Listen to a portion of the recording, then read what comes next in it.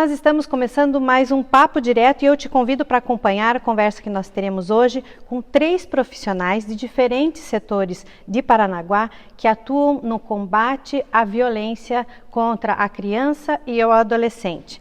Nós vamos falar com a delegada do Núcleo de Proteção Vítimas de Violência, de Vítimas de Crimes, o NUCRI, aqui de Paranaguá, Maria Nisa Nani, com a assistente social Janaína Arantes e com a representante do Núcleo de Prevenção à Violência, Helenise Zanon.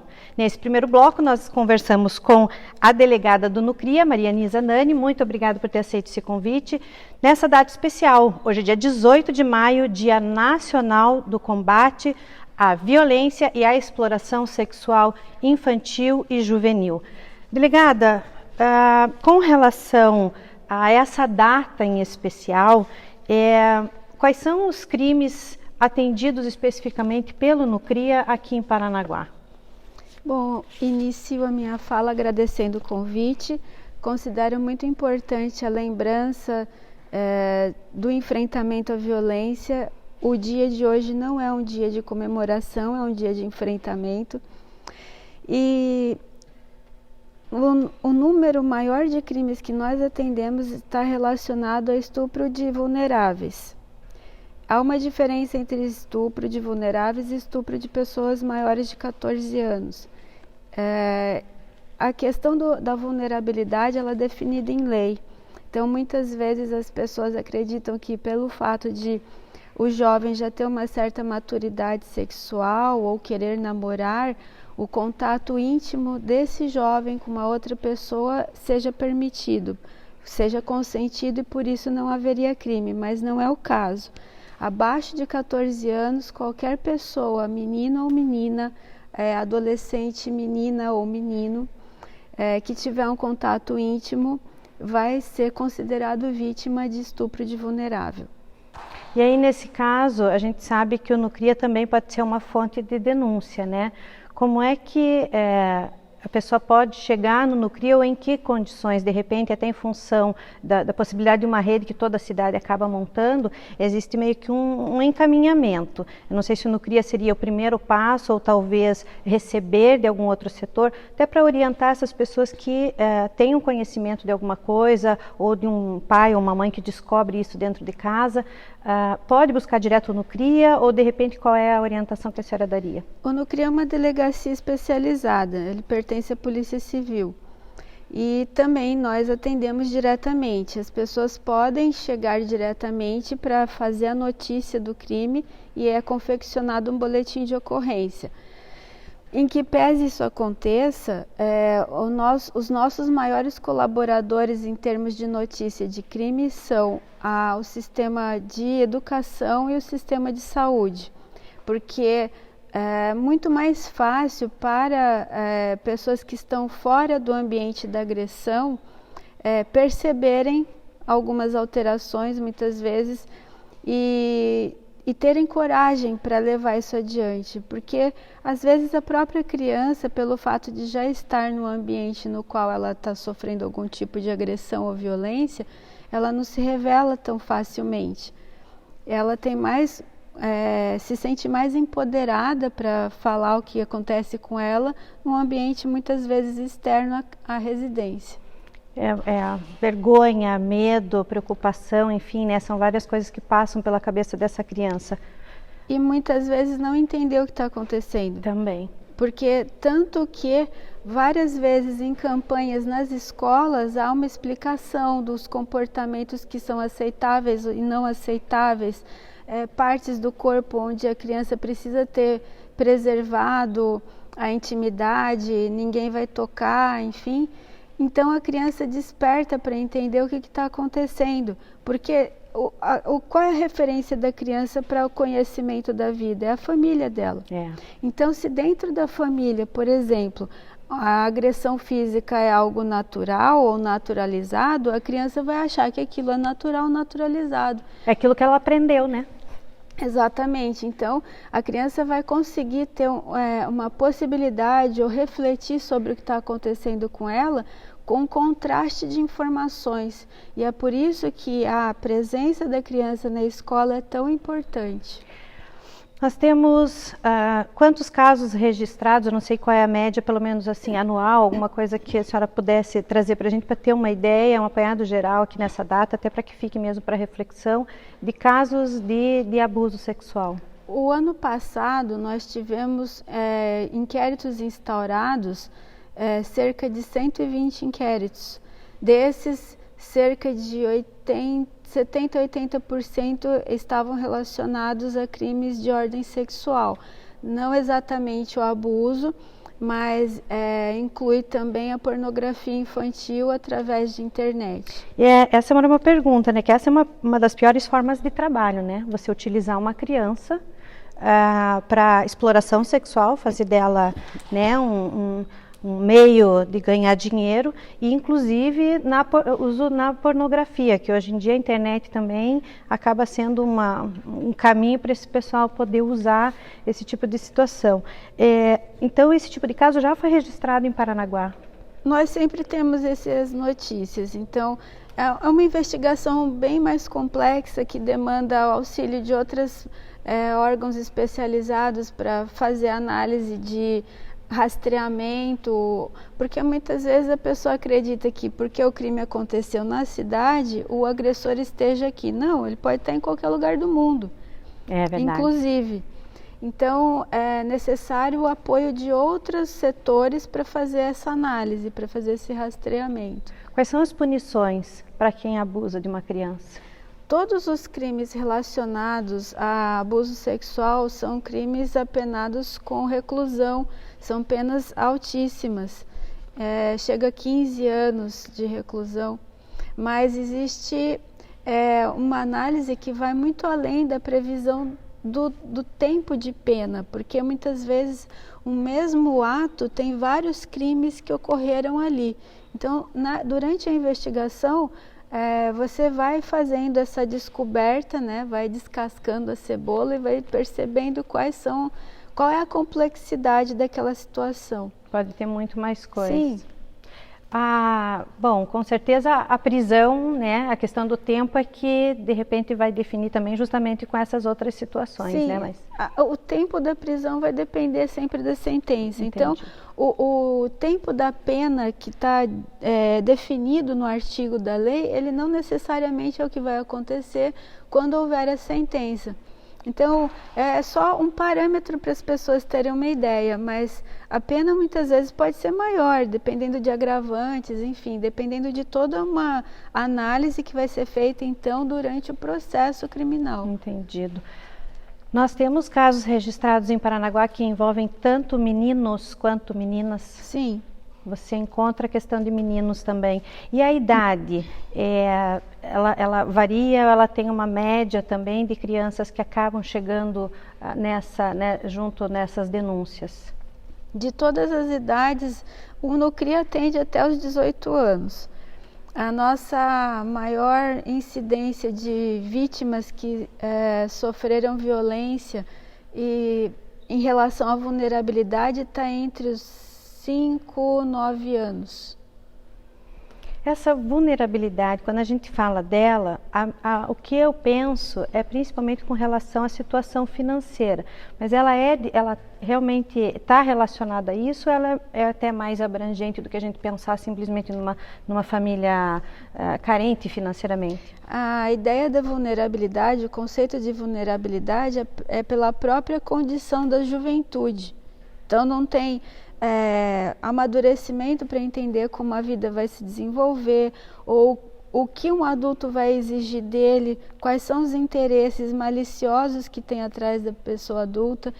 E quando eu falo o termo malicioso, não só relacionado a um assunto sexual, mas qualquer outro assunto, porque a criança pode ser explorada de inúmeras formas, maus tratos, enfim. Tudo isso está envolvido. Então, a criança e o jovem, eles não têm como se defender como um adulto teria. Eles não têm como fazer aquela percepção. É por isso que a lei cria esse conceito da vulnerabilidade para que haja uma maior proteção. Tanto que a criança e o adolescente são prioridade absoluta, e isso definido pelo ECA. O que te fez, a questão de ser delegada do Nucria, que é vítimas, como a gente falou aqui, vítimas de crimes, mas é de proteção à criança. Foi uma escolha sua dentro da área, né, já atuando na Polícia Civil, de repente ir para esse segmento? Dentro da Polícia Civil, quando a gente presta um concurso, você pode ir para qualquer área. Isso. E isso conforme as necessidades que são postas no momento que a pessoa faz o concurso, presta. E eu atuei praticamente desde o início da minha carreira como delegada de polícia em delegacias da mulher. Como chefe de delegacias da mulher. E nessa situação também atendia as meninas que eram vítimas. Quando a vítima era masculina, eu tinha de atender fora da delegacia especializada, mas fazia o atendimento. Então, o que acontece é que em 2013 houve um decreto de criação de 3 unidades no CRIA, aqui em Paranaguá, Londrina e Ponta Grossa. Precisando de autoridades para o desempenho, eu fui destacada de uma delegacia da mulher vindo para o Nucria. Mas o Nucria Paranaguá, até abril, a segunda quinzena de abril de 2019, também atendia violência doméstica.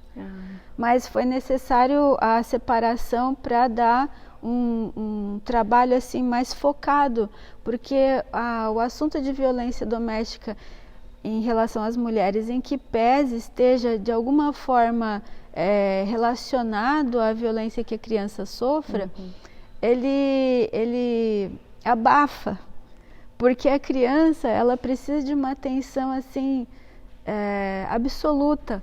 Ela não sabe buscar o atendimento policial, ela vai depender dos adultos para isso.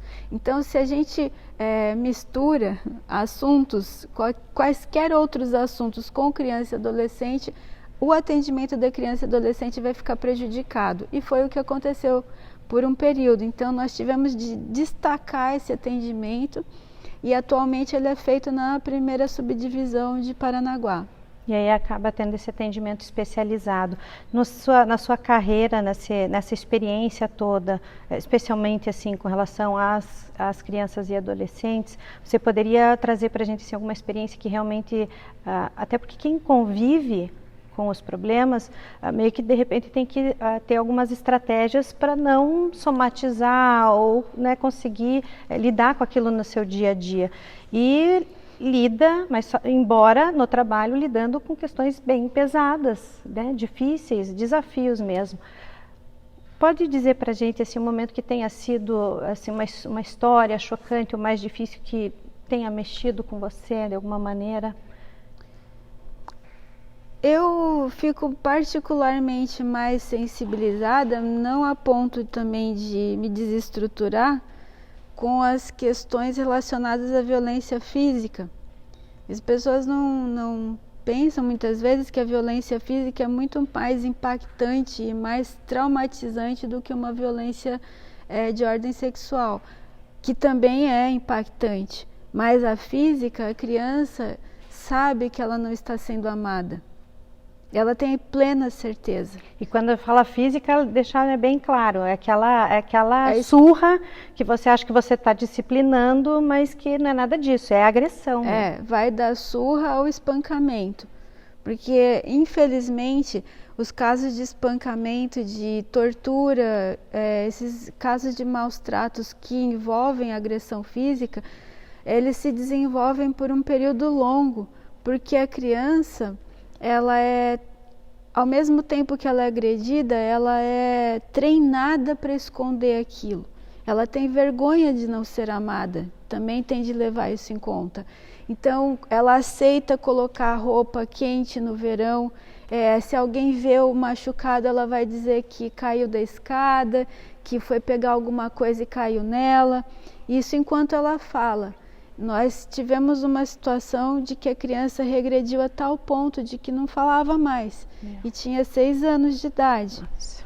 Então, todos os casos de violência também é importante definir quanto mais rápido ele for atendido, mais fácil é para a criança se recuperar. Quando a gente fala assim, a criança quebra o osso, no sentido de que teve um tombo, machucou, e se recupera mais rápido do que o vovô lá que tomou o mesmo tombo e levou meses para fazer fisioterapia, na questão do trauma, a criança também tem mais chance de ter uma melhor resposta.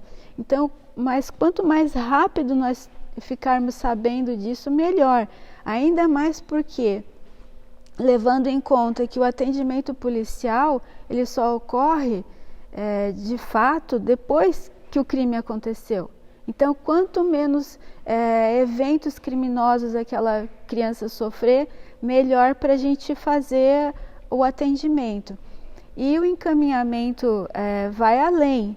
O atendimento policial, ele vai fazer uma análise em relação ao crime, mas o NUCRIA, quando recebe em primeiro lugar a notícia do crime, vai fazer o atendimento, a distribuição desse atendimento pela rede.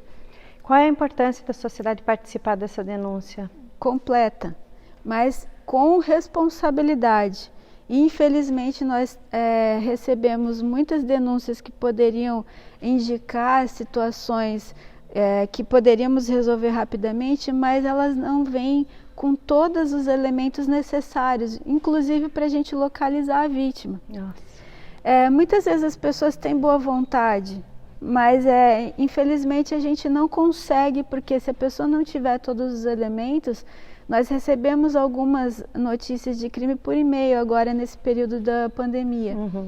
E a pessoa não tinha condições de saber com melhores detalhes. A gente pode até fazer a busca, mas não chega a lugar nenhum.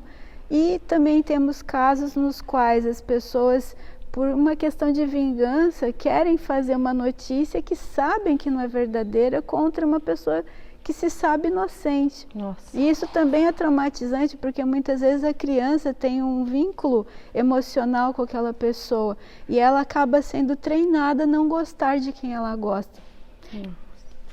Quanta situação delicada, realmente não é um dia, como disse a delegada no início do bloco, para comemorar. É uma data para enfrentar, para pensar no enfrentamento, para refletir, para não se omitir. E aí a gente está chegando no final do nosso bloco, né, destacando que esse programa é um programa especial nessa data também tão importante.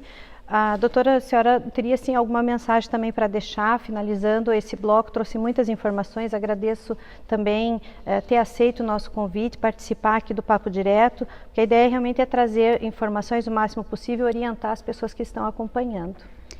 Bom, principalmente que os pais aproveitem esse período de pandemia para eles se reconectarem com os filhos, se reconectarem verdadeiramente, porque a partir do momento que se é pai, se é mãe, é para sempre. Então precisa, além de fazer um reconhecimento do seu filho, de sua filha, respeitar as peculiaridades daquela pessoa, porque a criança é um ser diferente do adulto. Então ele precisa ser respeitado. E o respeito inclui também a disciplina, uma disciplina amorosa, uma disciplina atenciosa, maior diálogo, e o diálogo também envolve aceitar, ouvir a verdade. Então, eu digo isso porque a gente atende até adolescentes, e muitas vezes os adolescentes sofrem violência, inclusive por orientação homoafetiva, por, enfim, inúmeras decisões. Muitas vezes as crianças não são bem atendidas porque há um conflito entre os pais. Então, tudo isso tem de se aproveitar esse momento para fazer uma reflexão. Nós estamos passando por um momento difícil e temos de entender que muitas vezes dos momentos difíceis a gente pode sair muito mais fortalecido. E principalmente porque estamos confinados, né, na maior parte do tempo, o uso da internet precisa ser muito responsável. Ele é muito perigoso atualmente e precisa de muita atenção. Perfeito. Ótimas informações, ótimas dicas, situações para a gente pensar, avaliar. A gente encerra esse bloco por aqui. No próximo bloco a gente fala com a assistente social e vamos falar mais sobre o combate à exploração sexual infantil e juvenil aqui em Paranaguá. A gente volta já.